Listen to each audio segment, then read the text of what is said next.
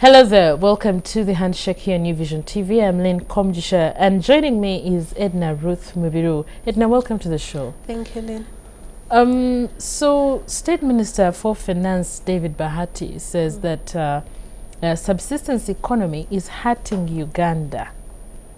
What does this mean? He means that we have failed to move out of producing for our own consumption to move into producing mass and be able to sell to other people and then to export. Oh, so all we do is produce for we dig it, we produce whatever we're doing and we consume all that. A big chunk of the population does that. And when we say that agriculture employs the biggest chunk of Ugandans, we forget that many of these Ugandans are actually producing for their own consumption. Yes. So that's to food. Okay, so what are we not doing right? Where is the problem? One of the problems is the fact that our land tenure system, we don't have many large-scale farmers. We don't have many people producing crops on a large enough scale to have enough to eat, enough to sell in the market, and enough to sell to a maker of, if someone is growing cassava, right, enough to sell to maybe a brewery, because some of our breweries are now using cassava as a raw material. So we have small chunks of land that do not make such a difference.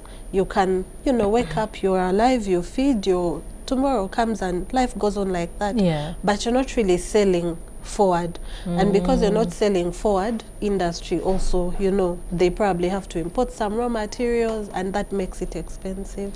But you see, before you can continue, Edna, you see, we're trying to survive. Yes. I'm thinking that every human being in Uganda is focused on survival. Yes. And survival is for tomorrow, not for the later years. I think we need to look beyond tomorrow. It's hard, isn't it?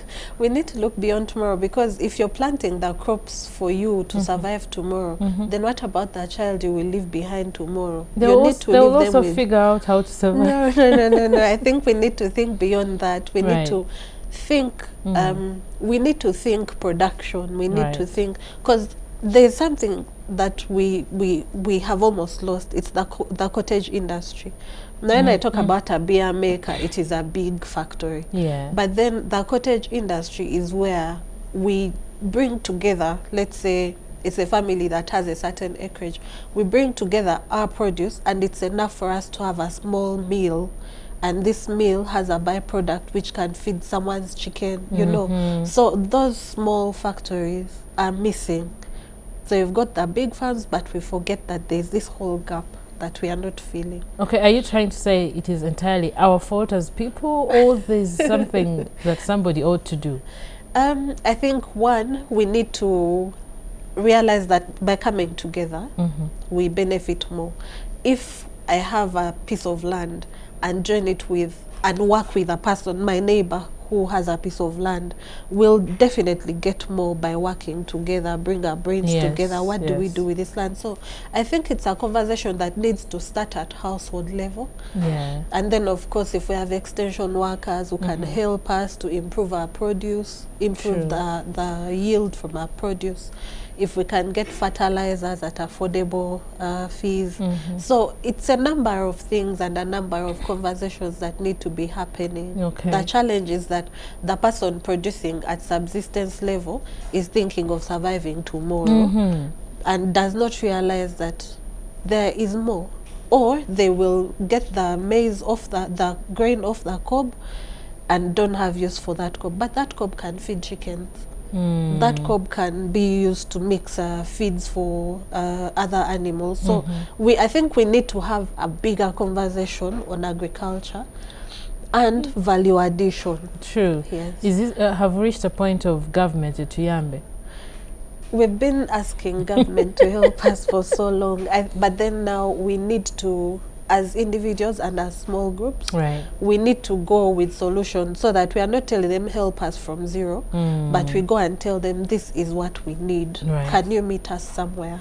Okay. Yeah. But, well, the same minister, the State Minister for Finance, he goes on to say that poverty levels have fallen from 56% in 1991 to 21% currently. Yes. Is that, I think that's good news, yes, but then I don't know the relationship here between the subsistence economy hurting us and then the poverty levels growing, or rather reducing.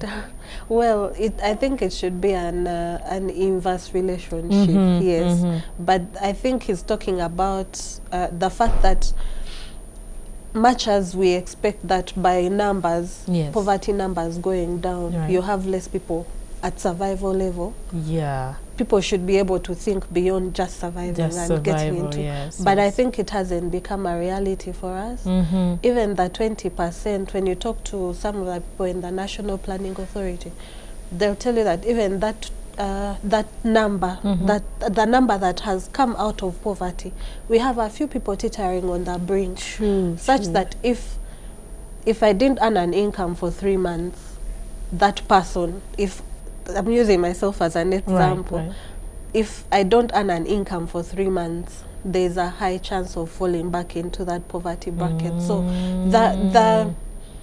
the numbers look good, but then again we need to do more, because we need people to be able to get out of poverty over a sustainable period.